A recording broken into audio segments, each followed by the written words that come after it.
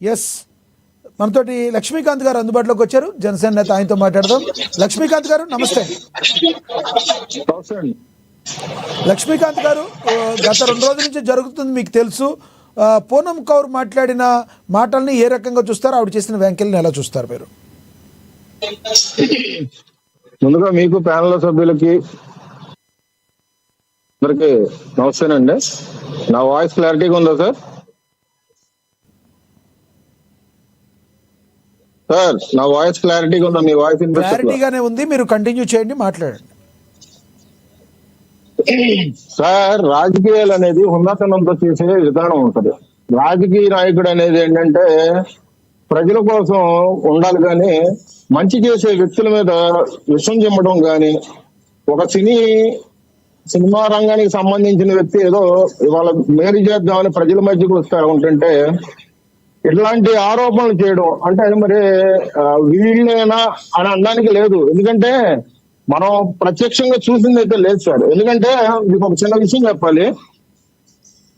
పంజాగుట్లో YS Rajasekhara Reddy గారు CM గా ఉన్నప్పుడు మేము కొంతమంది వ్యక్తులు ఆయన సీఎం గా ఉన్న టైంలో పవర్ హాలిడే అని ఒకటి ఇచ్చారండి. మీకు గుర్తుందో లేదా? ఇండస్ట్రియల్ ఏరియాకి వారంలో 2 రోజులు పవర్ హాలిడే అనేది ఉండేది. అవును.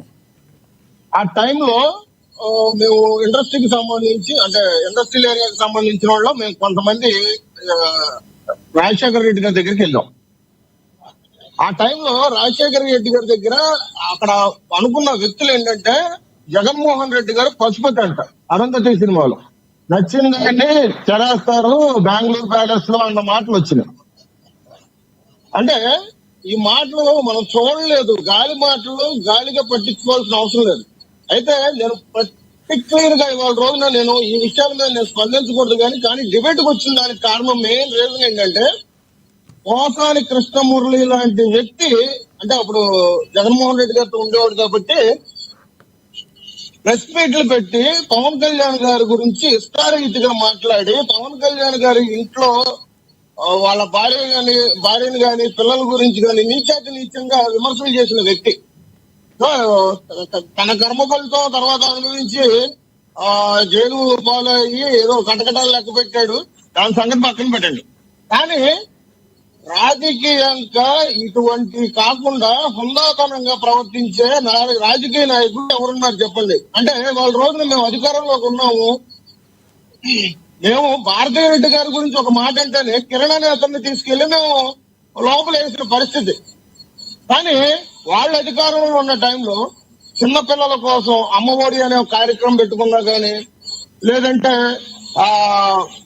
చిన్న జగన్మోహన్ రెడ్డి గారు సంబంధించిన పథకాల గురించి ఆ ఊర్లో ఈ ఊర్లో పెద్ద పెద్ద సభలు పెట్టినప్పుడు కానీ వాళ్ళ వికృత చేష్ట ఎట్లా ఉంది అంటే పెళ్ళాలనేవాళ్ళు, కార్లు మార్చేటట్టుగా అనేవాళ్ళు, ప్యాకేజ్ అనేవాళ్ళు, దత్తపుత్రులు అనేవాళ్ళు, ఇట్లాంటి మాటలన్నీ అని ఇవాళ రోజున వాళ్ళ కర్మఫలితం ఏమైపోయిందంటే 151 నుంచి 11కు పడిపోయిన పరిస్థితి అయిపోయింది.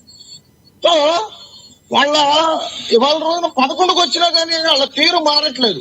అంటే ఇప్పుడు ఇందాక లక్ష్మణరావు గారు మాట అన్నారు, మరి డిప్యూటీ సీఎం హోదాలో ఉంది, ఆయన దగ్గర నుంచి థ్రెడ్ ఉందో లేకపోతే భయపడిపోయా అని ఆవిడ ఇవాళ రోజున ఇట్లాంటి వ్యాఖ్యలు చేసి ఉండొచ్చు అనే మాట మాట్లాడుతున్నారు. సార్ ఇక్కడ ఒకటి గుర్తుపెట్టుకోవాలి సార్, ఆడవాళ్లతో చేతగానితనంగా మేము రాజకీయాలు అయితే మేము చెయ్యట్లా. మమ్మల్ని అన్నా గానీ వాళ్ళ రోజున హుందాతనంతో మేము పట్టించుకోకుండా మేము మాకిచ్చిన 164 సీట్లు ప్రజాపాలన ఏ విధంగా చేయాలన్న అభివృద్ధి ఉద్దేశంతో మేము ముందుకెళ్తున్నాము. ఇవాళ ఒక రకంగా కూటమి ఏర్పడడానికి కూడా కారణం కూడా వీళ్ళ పాలన, వీళ్ళు చేసిన పాలన. మరి లోకేష్ గారు యువగళం మీద దాడులు చేయడం గాని, చంద్రబాబు నాయుడు గారు గాని జైల్లో పెట్టడం గాని, పవన్ కళ్యాణ్ గారిని ఇట్లాంటి విమర్శలు చేసి లక్ష్మీకాంత్ గారు ఇంకొకటి ఉంది. లక్ష్మణరావు గారు ఇందరూ మాట్లాడుతూ మరి ఏదైతే చంద్రబాబు నాయుడు గారి దగ్గర, లోకేష్ గారి దగ్గర, పవన్ కళ్యాణ్ గారికి కొన్ని ఎవిడెన్స్లు ఉన్నాయి కాబట్టి బెదిరించి ఆయన్ని పొత్తులో ఉంచుకున్నారనే బయట మాట్లాడుకుంటున్నారని కూడా ఆయన మాట్లాడారు. దీనిలో వాస్తవం ఉందంటారా? సార్ వాళ్ళు అధికారంలో ఉన్నప్పుడే ఎవిడెన్స్లు ఉన్నాయి అని చెప్పేసి బయట పెడతా అన్నారు. ఇప్పుడు అధికారం లేదు, ఇప్పుడు పోనీ బయట పెట్టమని చెప్పండి. నేను చెప్తున్నా, మేము జనసేన నుంచి మేము సవాలు వేస్తున్నాం. వైసీపీ దగ్గర పవన్ కళ్యాణ్ గారికి సంబంధించిన ఏ ఆధారాలు అయితే ఉన్నాయో అవి బయట పెట్టమని చెప్పండి సార్.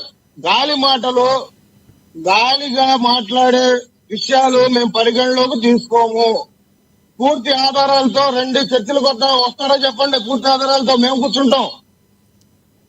కానీ ఇవాళ ఏదో పూనం గారు అన్నాను, లేకపోతే ఇంకో నట ఏదో వచ్చిందని చెప్పేసి ఇట్లాంటి మాటలు మేము పట్టించుకోవాల్సిన అవసరం లేదు. నేను కేవలం ఇప్పుడు ఏంటంటే మీరు పిలిచిన డిబేట్ ఎటువంటిదంటే ఒకే ఒకటి, పోసాని కృష్ణమురళి ఆ రోజు ప్రెస్ మీట్ పెట్టాడు కాబట్టి